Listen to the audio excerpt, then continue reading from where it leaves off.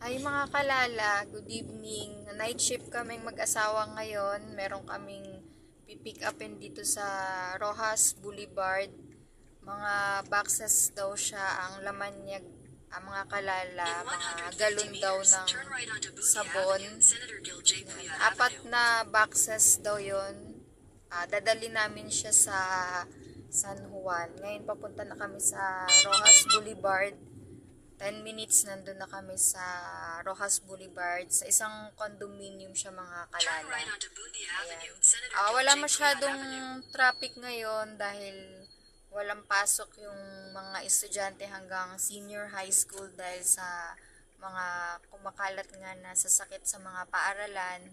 Kaya kahapon pa hanggang ngayon mga kalala walang pasok. Kaya hindi masyadong matraffic. Pero bukas balik eskwela na ang lahat ng estudyante, kaya asahan naman natin magiging matraffic na naman ulit bukas. Ayan mga kalala, dito na kami sa Buendia Avenue, paliko na kami ng Buendia Avenue. Ayan, 9 minutes na lang, nandun na kami sa Rojas Boulevard.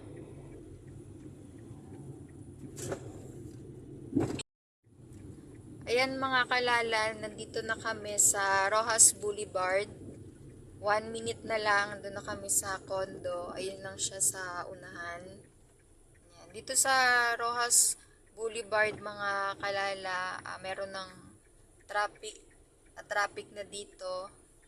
Ito, tsaka sa kabilang side. Yan, traffic na kasi rush hour na rin. Marami nang nag-uuwian na galing sa trabaho at galing sa mga eskwelahan kasi yung mga college naman mga kalala ay may pasok. Kaya meron na ring traffic ngayong gabi. Yan, malapit na kami dun sa condo mga kalala. Pick upin na namin yung mga boxes, tapos dadalhin na namin siya sa San Juan. In 200 meters, turn right onto Aldecoa Street. Ayan mga kalala, na pick up na namin yung box dito sa condo, dito sa Rojas Boulevard. Isang box lang pala siya mga kalala kasi yung mga sabon pala, nasa loob na siya ng box. Kaya isang box lang siya, pinick up ng mister ko. Ayan mga kalala, papunta na kami ng San Juan. 8.3 kilometers lang yung layo niya dito mga kalala, pero 44 minutes siya kasi at matraffic na ngayon mga kalala dahil rush hour na. Ayan, traffic na ngayon mga kalala. 44 minutes nandun na kami sa San Juan. Ayan mga kalala, nasa biyahe pa rin kami papuntang San Juan. Nandito pa rin kami sa Manila. At saka nga pala mga kalala, napansin naming mag-asawa kanina dito sa Manila, yung tok-tok, ginagawa na nilang pamasada dito kesa sa pedicab o sa tricycle. Kasi sa tok-tok mga kalala, mas marami silang na isasakay na pasahero kasi yung tok-tok mga kalala, pwede kang magsakay sa harap at kabilaan, dalawa, tapos sa likod pwedeng apat, kaya anim yung sakay ng mga pumapasadang mga tok-tok dito mga kalala. Kaya mas pinili siguro nilang gawing pamasada yung tok-tok mga kalala kasi mas kumikita sila ng mas malaki kaysa yung dating bumabiyahe dito ng mga tricycle at mga pedicab. Kaya mga kalala, nagustuhan rin ng asawa ko yung tok-tok kaya bumili rin naman siya ng tok-tok. Kulay pula yung binili ng mister ko dahil maganda yung kulay pula ng pagkapula ng tok-tok. Nandun lang yung tok-tok sa bahay ng mister ko, tapos minsan ginagamit namin pag pumapasyal-pasyal kami, umikot-ikot kami, ginagamit namin yung tok-tok. Kasi mga kalala, maganda talaga siyang gamitin. Yan, kaya siguro dito sa Manila, marami na rin nang gumagamit ng tok-tok. Tsaka mga kalala, meron na rin mga gumagamit ng tok-tok sa Antipolo, at marami pang lugar. Unti-unti na rin siyang nakikilala dito sa Pilipinas yung tok-tok.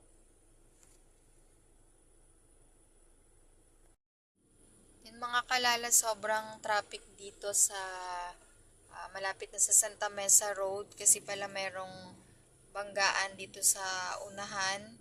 Kasi rush hour na ngayon mga kalala. Ayan mga kalala, dalawang sasakyan no, yung nagbanggaan na yan. Kaya pala sobrang haba ng traffic mga kalala. Ayan, dalawa sila mga kalala. Yan. Kaya sa mga bumabiyahe mga kalala, ingat-ingat lang tayo, huwag tayong magmamadali para makauwi tayo ng walang aberya, maayos at walang problema. At lahat tayo ay maging ligtas na makauwi sa ating bahay. Ayan mga kalala.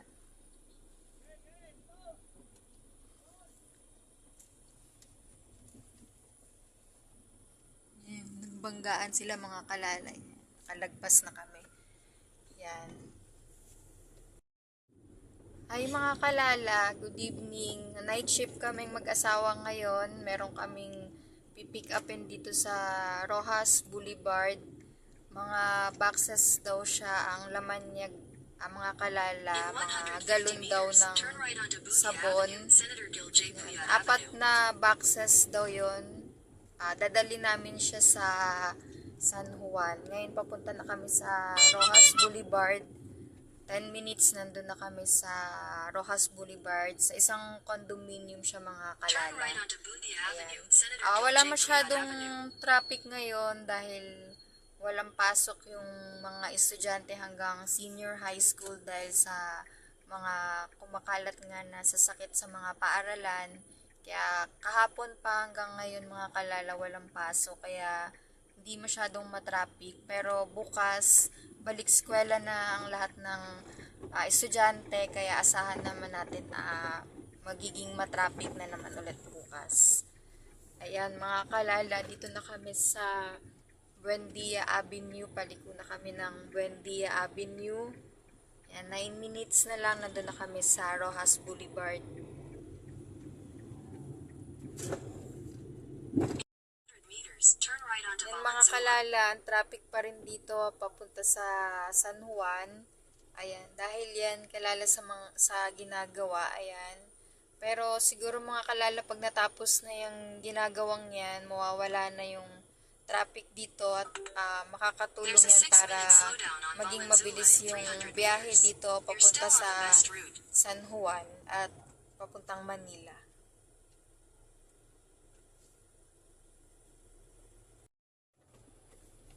Ayan, meron nga kaming nadaanan kaninang banggaan sa Santa Mesa Road, mga kalala.